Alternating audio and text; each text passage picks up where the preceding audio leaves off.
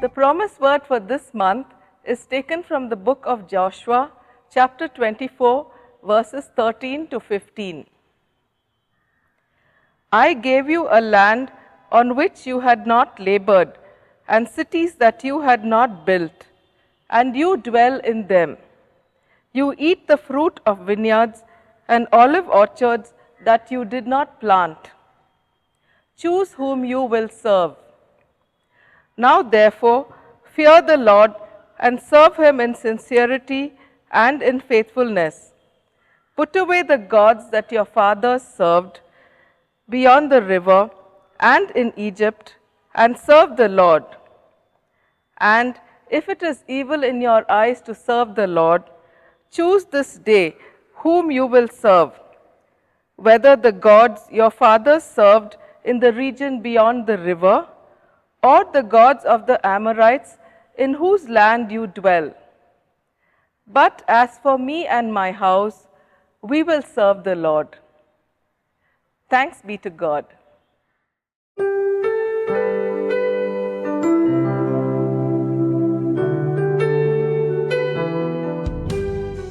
Dear St. Mark's family, New Year greetings. In the year 2024, we have navigated the Pentateuch.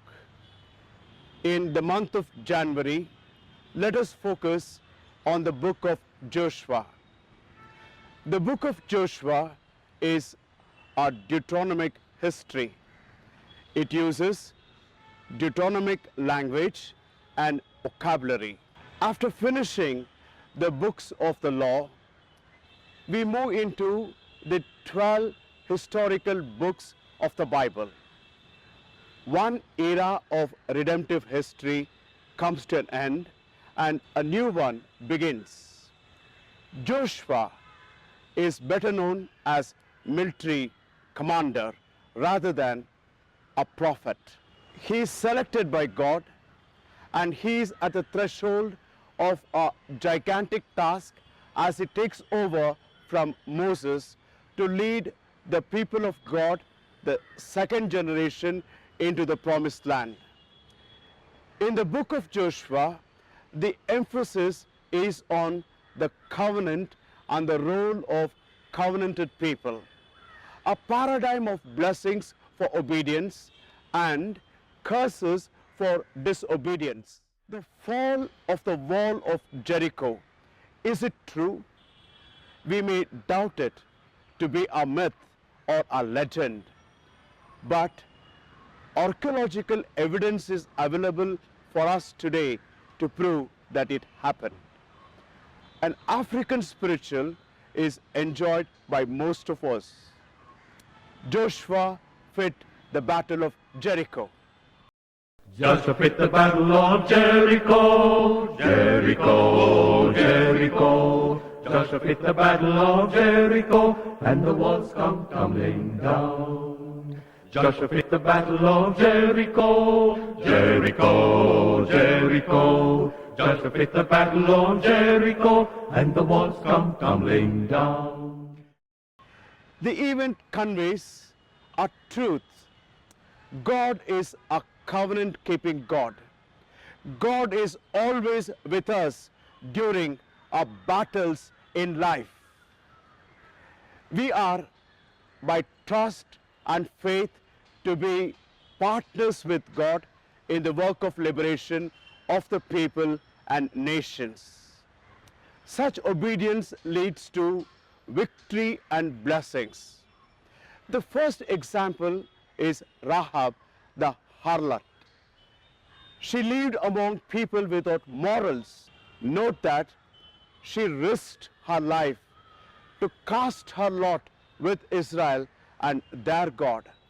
She married an Israelite from a leading family, Salmon, the son of Caleb. In a stunning reversal, Rahab, the outsider, becomes a full member of the people of God, an ancestress of Boaz, David, and of Christ. Whereas Achan, the Israelite who stole the spoil from the city of Jericho is executed. Rahab's act of faith and action is rewarded by God with a new identity and peace. Joshua has a global message to the nations of the world. In the midst of religious violence, where ideologically inspired assaults are happening every day today, Jews will recall how racist doctrines of Nazism fueled a holy war. Al-Qaeda's action during 9/11 was also shocking. In India, we face a challenge. What is the message from Joshua for our times? The way of the cross versus the way of the crusader is a historical choice. Remember, we are a covenanted people whose God keeps his promises and will act in his time. He will use us for action by faith to fulfill his eternal purpose and be victorious. Jesus took the way of the cross and called his disciples to do likewise. Resurrection is a daily event where we die to self and live for Christ. John Sabrino, a theologian, says the resurrection of Jesus is a symbol of hope. If we are in solidarity with others, I don't see how you can avoid the cross. The theology of the cross is the theology of love. In our real world, God mediates through structures of love. To understand the truth is to do the truth. Laws are written on tablets and people break them repeatedly. God's vision is written on our hearts. It takes time. Press on with faith, hope for fulfillment, and one will not be disappointed. If it delays, wait. It will surely come. Let gratitude as covenanted people make us trust in divine providence.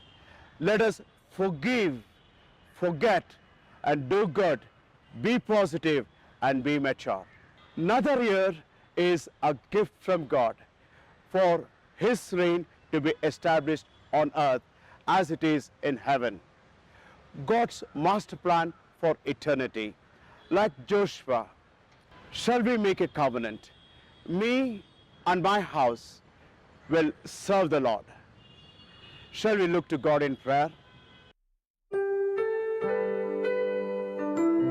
God of new beginnings, bestow your blessings on St. Mark's family.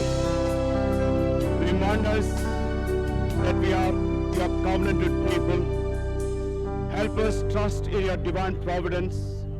Always emulate Christ, our Lord. Amen.